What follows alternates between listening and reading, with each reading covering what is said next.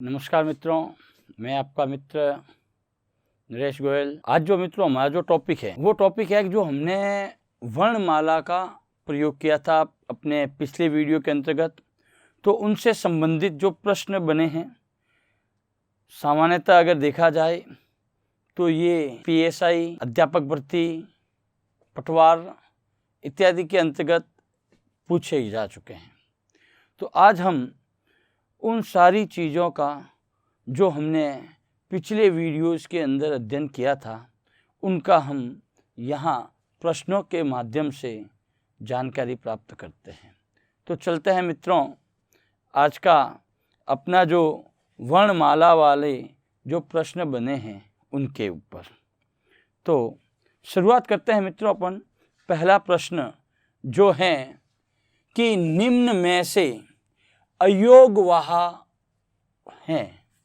हमने मित्रों पहले ही बताया था कि अयोगवाह होता क्या है। अयोगवाह से तात्पर्य है मित्रों कि वे वर्ण जिनका योग नहीं होता। क्या नहीं होता है? योग नहीं होता।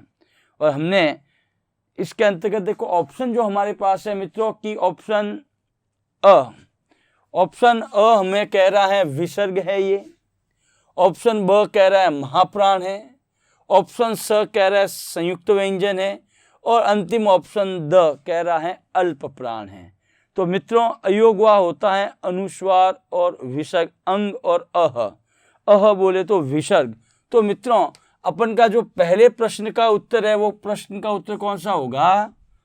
विसर्ग। क्योंकि विसर्ग का जो प्रयोग होता है ये वाला देखिए आप ध्यान पूर्वक, ये विसर्ग होते हैं और इनका जो प्रयोग होता है ये किसी योग के साथ नहीं होता, इसलिए इन्हें क्या कहते हैं? अयोगवाह। चलिए मित्रों दूसरा प्रश्न की ओर अपन चलते हैं कि किस क्रमांक में बड़ी ईश्वर का सही उच्चारण स्थान है, यानी कि ई और ई। ठीक है, तो देखिए इसके जो ऑप्शन दे रखे हैं कंठ, तालु, ओष्ठ और मूर्धा। कंठ से आपको पता ही है कि क वर्ग का उच्चारण किया जाता है, क ख ग ग। ठीक है, इसके अलावा आ, इसके अलावा हमने ये भी पता किया था कि ह भी इसके साथ प्रयोग होता है और विसर्ग भी। ये सारे तो कंठी हैं। इसका तात्पर्य क्या हुआ कि ई कंठ से उच्चारित नहीं होता है। अब देखो मित्रों आता है सेकंड पॉइंट तालु। तालु से तात्पर्य च वर्ग पूरा है। उसके बाद देखो ई और बड़ी ई, यहाँ बड़ी ई का प्रयोग है। इसका मतलब क्या है कि तालु से इसका उच्चारण स्थान है। तो अपन का उत्तर क्या होगा? तालु।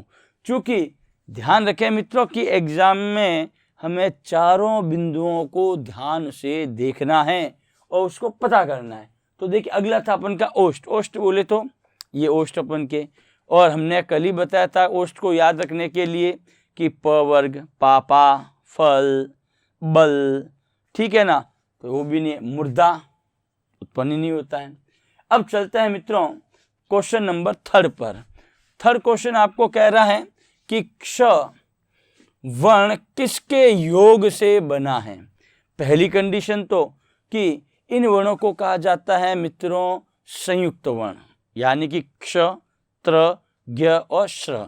इन चारों को हम किस में लेते हैं? संयुक्त वर्ण में। और संयुक्त वर्ण के अंतर्गत हमने ये भी बताया था कि क्ष का प्रयोग यानी कि ये किन दो वर्णों के योग से बना है। तो देखिए मित्रों पहला पॉइंट दे रखा है क प्लस श। क भी हलंत है, श भी हलंत है। जबकि हमने पहले ही बताया था कि इन संयुक्त वर्णों के अंतर्गत जो पहला वर्ण होता है वो क्या होता है? आपके स्वर रहित, दूसरा स्वर सहित, क्योंकि जो भी मात्रा आती है वो उसके साथ आ जाती है। अब देखो दूसरा पॉइंट दिया है अपन के कि क प्लस च, क प्लस च। तीसरा ऑप्शन दिया है क प्लस छ। चौथा ऑप्शन दिया है क प्लस श। ध्यान रखें मित्रों यहाँ जो क्ष दे रखा है ये हलंत वाला नहीं दे रखा है। अगर हलंत होता, क्योंकि बच्चे यही भ्रमित हो जाते हैं, क्योंकि जब वो वर्ण के टुकड़े करते हैं, क्योंकि पहली बात तो ये होती है कि वर्ण के टुकड़े होते ही नहीं है, लेकिन ये कौन सा वर्ण है? संयुक्त वर्ण है। तो संयुक्त वर्ण के अंतर्गत जब इसके भी टुकड़े होते हैं तो देखो इस श के नीचे हलंत का प्रयोग नहीं है, हलंत का प्रयोग नहीं, इसका मतलब क्या हुआ कि इसमें मात्रा का प्रयोग किया गया है। तो ये मतलब इस टाइप के क्वेश्चन आपको भ्रम उत्पन्न करने के लिए दिए जाता है, क्योंकि बच्चा देखता है कि क प्लस से ही बना हुआ है, लेकिन ये नहीं देख रहा है कि इसके नीचे भी हलंत है, जबकि इसके नीचे कोई हलंत का प्रयोग नहीं है, अर्थात इसमें अ की मात्रा जुड़ी हुई है श के साथ। दूसरा देखो क प्लस च नहीं बैठेगा, क प्लस छ नहीं बैठेगा, लेकिन यहाँ देखो क प्लस श के अंदर अ की मात्रा भी आ गई, क हलंत भी है, तो अपन का उत्तर कौन सा होगा? द उत्तर होगा। कौन सा होगा? द। अब देखिए मित्रों प्रश्न संख्या 4। प्रश्न संख्या 4 आपको बता रहा है कि पंचांग, क्या कह रहा है? पंचांग शब्द में उच्चारित ध्वनियों का लेखन निम्नलिखित में से किस में हुआ है? अर्थात हमने कल बोले तो इससे पहले वाले वीडियो में हमने देखा था, पढ़ा था, सुना था, समझा था कि अनुस्वार का प्रयोग कैसे होता है। क्या कहा था हमने कि अनुस्वार का प्रयोग कैसे होता है? तो यहाँ मित्रों देखो एक छोड़ के दो अनुस्वार का प्रयोग है। पहला अनुस्वार का प्रयोग देखो, प के ऊपर अनुस्वार है, फिर च के ऊपर अनुस्वार है, और जब हम प और च के साथ इस अनुस्वार का प्रयोग करते हैं, जब हम इस अनुस्वार को यहाँ से हटा देंगे अर्थात पंचमा अक्षर का प्रयोग यहाँ लाएंगे, तो हम देखते हैं मित्रों देखो कि पंचांग शब्द में उच्चारित ध्वनियों का लेखन निम्नलिखित में से किस में हुआ है। तो पहली कंडीशन तो अपन को यही देखनी है कि अपन के पास ऑप्शन कौन से हैं। अब ऑप्शन के आधार पर चलते देखो प से ऊपर अनुस्वार है, तो प के बाद वर्ण कौन सा है? च। कौन सा वर्ण है? च। तो च का पंचमा अक्षर क्या है? च छ ज ज ञ। तो ञ देखो पहले तो या तो न है, ये तो पहले ही हट गया, ये ञ है, एक तो यहाँ पर है, एक यहाँ पर है, यानी कि दो जगह हैं आपके। तो पहले तो जो आउट हो रहे हैं उनको काट दो, ये भी कट गया, ये भी कट गया। अब बच्चे कितने? ब और श। अब देखो प के बाद में सॉरी उल्टे चले गए अपन, वापस लेते हैं। देखो प के बाद में, हाँ सही है आपका, कोई समस्या नहीं है इसमें। देखो प के बाद में च वर्ग है, तो न्य, एक न्य इधर है, एक न्य ये इधर है। अब देखो इस अनुस्वार के बाद क्या आ रहा है? घ। तो घ का पंचमा अक्षर कौन सा है? तो क ख ग घ ड्य। तो ड्य किस में आ रहा है? देख लीजिए आप, ड्य आ रहा है मित्रों आपके, ड्य इसमें क्या है? न है, तो ये भी क्रॉस हो जाएगा ना, अपन का उत्तर क्या हो जाएगा? श। कौन सा हो जाएगा? श, क्योंकि पंचांग, ठीक है ना, इसका उच्चारण क्या होगा? पंचांग। ये देख लीजिए, ये पुनः बता रहे, च का पंचमा अक्षर यहाँ आ गया और ग का पंचमा अक्षर यहाँ आ गया, तो उत्तर कौन सा होगा? श। अब देखो मित्रों अगला जो प्रश्न है आपके कि द्वित्व का प्रयोग किस शब्द में हुआ है? द्वित्व का मतलब होता है कि वे वर्ण जो एक ही हो और दो बार प्रयुक्त हो। सर्वप्रथम अर्ध, उसके बाद में चाहे पूर्ण हो चाहे अपूर्ण हो, उससे हमें कोई आपत्ति नहीं है। लेकिन एक ही वर्ण से तात्पर्य, जैसे कि क दो बार आ गया, च दो बार आ गया, जैसे शब्द लिखते हैं ना अपन उच्चारण च, तो इसमें किसका प्रयोग होता है? द्वित्व का प्रयोग होता है। तो यहाँ हम देखते हैं, तो पहला जो पॉइंट है अपन का देखो सच्चा, तो च एक ही वर्ण दो बार प्रयुक्त हुआ है। दूसरा देखते हैं अपन, देखो कुत्ता, त, कुत्ता में क्या है? त प्रयोग हुआ है। उसके बाद में देखो वल्गा, लेकिन ल अलग है, ग अलग है। ध्यान रखना मित्रों, ल अर्धवर्ण है, ल के बाद पुनः ल नहीं है, तो अर्थात यहाँ क्या है कि द्वितीय वर्ण नहीं है। जबकि यहाँ देखो बग्गा, ग उच्चारण हो रहा है। और प्रश्न हमसे क्या पूछ रहा है कि द्वित्व का प्रयोग किस शब्द में नहीं हुआ है। विद्यार्थी यही भ्रमित हो जाते हैं, क्योंकि वो पढ़ते नहीं है पूरा कि नहीं शब्द है या नहीं है। यहाँ अपन का नहीं शब्द है, तो नेचुरल है कि नहीं किसका होगा? श, वल्गा। इसमें आपके द्वितीय वर्ण का प्रयोग नहीं हुआ है। चलिए मित्रों आगे चलते हैं अपन। प्रश्न संख्या 6, स्वर रहित र का प्रयोग हुआ है। हमने अपने पहले वाले वीडियो के अंदर बताया था कि र को हम कितने प्रकार से प्रयोग में लाते हैं, और ये भी हमने बताया था कि र को किस किस नाम से जानते हैं। एक तो था रेफवर्ण, एक था पदेन, एक तो र होता ही है। अब देखो ध्यान से कि स्वर रहित, रहित और सहित। रहित बोले तो जिसमें स्वर नहीं है, और सहित बोले तो जिसमें है। तो यहाँ देखते अपन रहित पूछा है, तो देखो ट्रक, ट्रक के अंदर देखो ध्यान से कि ये तो रेफवर्ण है, ये पदेन र है, अर्थात इसके अंदर तो स्वर है आपके मित्रों, क्योंकि पदेन हमेशा पूरा र होता है। उसके बाद में देखो मित्रों दूसरा आता कि पुनर्निर्माण। पुनर रेफवर्ण आया, और रेफवर्ण जो हल्की होती है वो चीज ऊपर होती है, भारी होती है वो नीचे होती है, अर्थात अर्धवर्ण ऊपर आएगा और पूर्णवर्ण नीचे आएगा। तो यहाँ देखिए आपका र क्या है, अर्ध है, और यहाँ इसमें स्वर का प्रयोग नहीं हुआ है।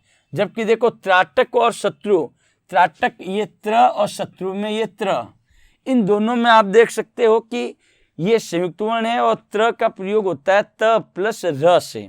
तो र के अंदर तो मात्रा आ गई आ की, और इस र के अंदर मात्रा आ गई ऊ की।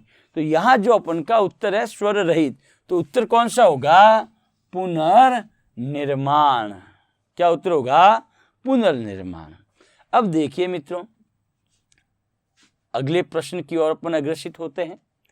अगला प्रश्न है कि यदि नीचे के होठ पूरी तरह काट दिए जाए तो किस ध्वनि के उच्चारण में कठिनाई होगी।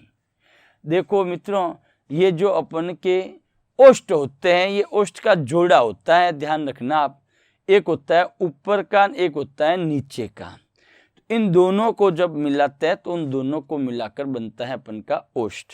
लेकिन हमें ये ध्यान रखना है कि ऊपर वाले को क्या कहते हैं और नीचे वाले ओष्ठ को क्या कहते हैं। तो ऊपर वाला जो ओष्ठ होता है मित्रों उसको कहते हैं लब, और नीचे वाला होता है उसको कहते हैं अधर। क्योंकि नीचे वाला जो ओष्ठ होता है वो किसी पर धारित नहीं होता है, इसलिए उसको अधर नाम से जाना जाता है, और ऊपर वाला होता है लब। अब अगर नीचे वाला होठ काट दिया जाएगा तो अपन को पता ही है कि भी ओष्ठ वाले वर्ण कौन से हैं। जैसे कि इसमें दिया है, देखो पहले वाला तो दिया है ल। अब ल किस में आता है, आप देख लीजिए। हमने अंतस्थ और उष्म्य के जोड़े बनाए थे कि नहीं बनाए थे। उसमें हमने 3 जोड़े लिए थे। मैंने उसमें कहा था कि भाई 5 वर्ग में से पहला वर्ग को छोड़ दो, 5वां वर्ग का छोड़ दो। तो क च ट त प प प प देखो ओष्ठ से उच्चारित हो रहा है, तो प तो है ही नहीं इसमें, तो ल आएगा ही नहीं इसमें। अब प में देखो प फ ब भ म, ब आ रहा है, उच्चारण करते ही पता चल जाता है। देखो ब बोलते हैं तो हमें अपने होठों की आवश्यकता होती है, अर्थात ये लब और अधर आपस में जब मिलते हैं मित्रों तो उच्चारण होता है ब। अब 1 मिनट कल्पना करें कि अपन का नीचे वाला होठ है ही नहीं, ये कटा हुआ है, तो ऊपर वाला कहाँ टकराएगा, या तो दांत पे टकराएगा या आगे टकराएगा। होठ नहीं है तो ब का उच्चारण आएगा नहीं और वो विकृत हो जाएगा। चूंकि अगला जो पॉइंट था ध न ख, क ख कर्ण से है और ध किससे आपका ध बोलते हैं तो पता चल जाता है कि त थ द ध न अर्थात दंत्य है। यहाँ अपन का उत्तर क्या होगा, ब होगा। अब मित्रों अगला जो प्रश्न आता है आपका प्रश्न संख्या 8, वो कह रहा है कि उत्क्षिप्त ध्वनि का प्रयोग हुआ है। उत्क्षिप्त का मतलब होता है उछला हुआ। तो उत्क्षिप्त में देखो आरजू, खसरा, पढ़ाई, जफर। तो यहाँ अगर हम देखें तो देखो उत्तर होता है स पढ़ाई, क्योंकि ढ से ढक्कन, यहाँ ढक्कन वाला ढ नहीं है, इसके नीचे क्या है, एक बिंदी का प्रयोग है। और ध्यान रखना कि ड और ढ के नीचे बिंदी लगा देते हैं अपन तो वो कौन से वर्ण कहलाते हैं, उत्क्षिप्त वर्ण कहलाते हैं। अब देखो मित्रों अगला जो प्रश्न है अपन का कि किस क्रमांक में अघोष व्यंजन है। हमने बताया था घोष और अघोष। पुनः स्मरण दिला दूं मित्रों कि अघोष की संख्या 13 है, बाकी जो भी बचता है वो सारे किस में चले जाते हैं, सघोष में चले जाते हैं। तो अघोष की संख्या जो 13 है वो कौन सी है कि प्रत्येक वर्ग का पहला दूसरा वर्ण यानी क ख च छ ट ठ त थ प फ, उसके बाद में श श श, तीनों श, 10 और 3 हो गए 13।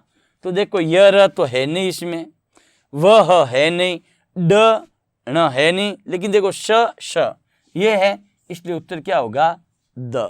क्या होगा, श श। अगला प्रश्न है कि किस क्रमांक में अंतस्थ व्यंजन है। अंतस्थ व्यंजन का सबसे बढ़िया तरीका मैंने बताया था कि यार को लव हो गया। क्या कहा मैंने, यार को लव हो गया, अर्थात य र ल व। तो देख लीजिए य र ल व कहाँ है, घ घ है नहीं, द ध है नहीं, ड ढ है नहीं, य और व, ये आपका उत्तर है द। क्या है, य और व, इसको क्या कहते हैं, अंतस्थ वर्ण। अब देखिए मित्रों, अगला प्रश्न है आपका प्रश्न संख्या 11 कि न व्यंजन का उच्चारण स्थान है, यानी कि जब अपन उच्चारण करते हैं तो न का उच्चारण अपन के मुख्य विवर के आधार पर किससे होगा। तो देखो मूर्धा और नासिका, तो हमने पहले ही कहा था कि टेबल के अंतर्गत कंठीय तालव्य मूर्धा क च ट ट ठ ढ, तो ट ठ है ही नहीं इसमें, न तो है ही नहीं, ट वर्ग में न आता है क्या, आप याद करके इसको उच्चारित करके आप देख सकते हो। देखो ट ठ ड ढ न नहीं है, तो ये तो नहीं है भाई मूर्धा। नासिक नाक से है, लेकिन ध्यान रखें कि न आपका क्या है, पंचमा अक्षर है। नाक तो करेक्ट है यानी कि सही है, लेकिन अगला जो पॉइंट है मूर्धा वो सही नहीं है, इसलिए अपन इस ऑप्शन को क्या कर देंगे, क्रॉस कर देंगे, ये अपने काम का नहीं है। अब देखो दूसरा, न व्यंजन का उच्चारण स्थान है, तो वर्तस्य और नासिका। वर्तस्य वर्ण है क्योंकि मैंने बताया था कि नल में रस है, नल में रस है, अर्थात न ल र और श, तो न है वर्तस्य है, और न आपका पंचमा अक्षर भी है, अर्थात नासिका भी है। अपन का जो उत्तर बैठता है वो क्या बैठ रहा है, ब। क्योंकि अगर हम आगे भी चलते हैं मित्रों तो देखिए ओष्ठ और नासिका, तो प फ ब भ म, प वर्ग ओष्ठ का होता है, तो न तो है नहीं, न दंती है आपका वैसे भी, ठीक है।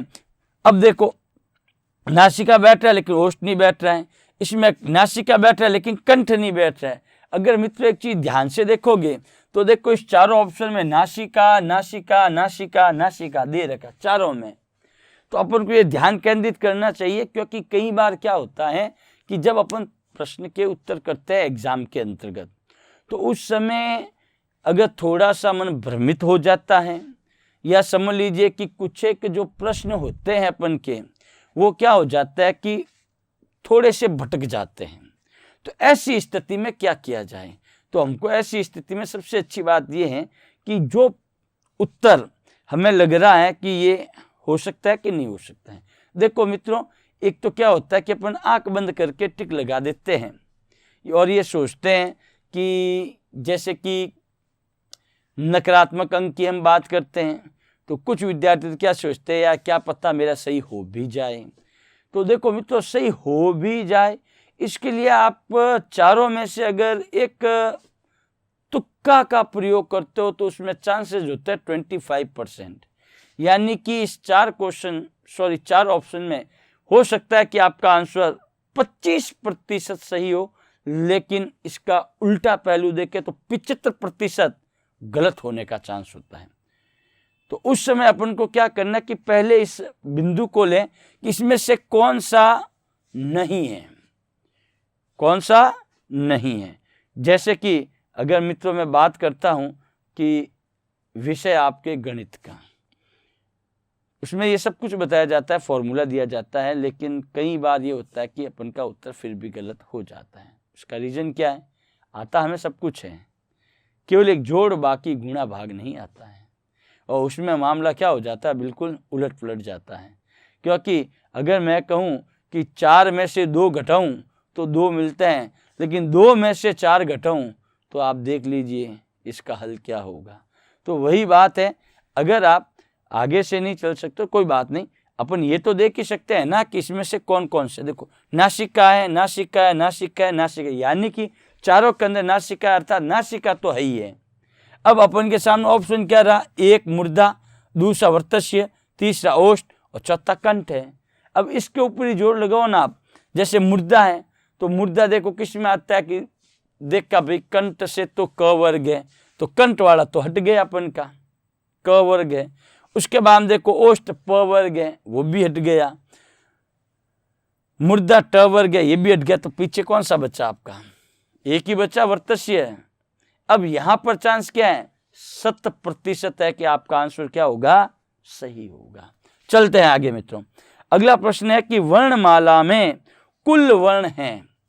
ध्यान रखना, मैंने बताया था कि मानक हिंदी के अनुसार वर्णों की संख्या और मुख्य वर्णों की संख्या। तो यहाँ क्या कहा है, प्रश्न है वर्णमाला में कुल वर्ण है 33। तो 33 तो आपको पता होना चाहिए। जब अपन मुख्य वर्ण करते हैं तो 33 तो होते हैं आपके व्यंजन और 11 होते हैं स्वर। टोटल कितने हो गए, 44। अब देखो यहाँ 44 का तो कोई ऑप्शन है ही नहीं, तो ये तो कंफर्म हो गया कि यहाँ मुख्य वर्णों की बात नहीं हो रही है। अब देखो 42 है, 52 है, 48, अपन का उत्तर क्या है, 52 अर्थात 52। अब देखिए किस क्रम में पार्श्विक वर्ण है। पार्श्विक वर्ण से तात्पर्य क्या होता है, पार्श्व से हवा निकले, बगलों से हवा निकलने। और बगलों से हवा किससे निकलती है, ल से। किससे निकलेगी, ल से, यानी कि उत्तर क्या होगा, श।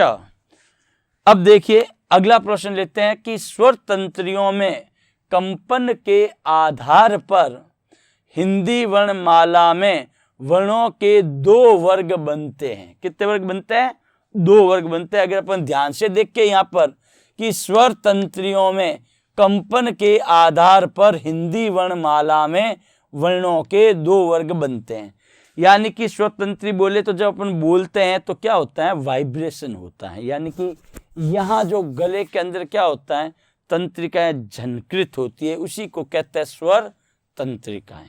तो स्वर तंत्रियों के अंदर देखो जब होता है तो अल्प प्राण महाप्राण। तो अल्प प्राण महाप्राण तो होता है समय के आधार पर।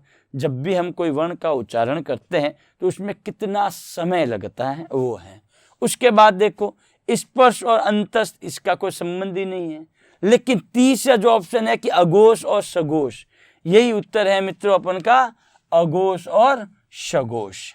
उसके बाद में देखिए मित्रों लास्ट अंतिम प्रश्न की ओर चलते हैं अपन कि उच्चारण के कालमान को क्या कहते हैं। ध्यान रखना, उच्चारण के कालमान को क्या कहते हैं, संधि, समास, व्यंजन या मात्रा। तो मित्रों मैंने पहले बताया था कि स्वर का दूसरा नाम क्या है, मात्रा। तो अपन का उत्तर क्या होगा, मात्रा। तो यहाँ अपन का ये प्रश्न हो जाता है समाप्त। उम्मीद करता हूँ मित्रों कि ये प्रश्न आपके लिए बहुत ही अच्छे साबित हो एग्जाम में। और ध्यान रखें मित्रों, मैं पुनः बता रहा हूँ कि PSI दूसरा आपके फर्स्ट ग्रेड, सेकंड ग्रेड और थर्ड ग्रेड, इसके अलावा ये जो प्रश्न है आपके, ये ऐसे इनमें से कई प्रश्न तो ऐसे हैं मित्रों जो पटवार 2011 में भी आए हुए हैं। तो इसी के साथ हम यहाँ से इस टॉपिक को समाप्त करते हैं। उम्मीद करता हूँ कि आपको ये पसंद आया होगा। अगर मित्रों आपको ये चैनल पसंद आया है तो इसको आप ज़रूर लाइक कीजिए, सब्सक्राइब कीजिए और अपने मित्रों को भी आगे भेजिए ताकि उनके लिए भी ये अच्छा साबित हो। इसी के साथ मित्रों मैं आपका हिंदी मित्र नरेश गोयल आपसे विदा लेता हूँ। धन्यवाद।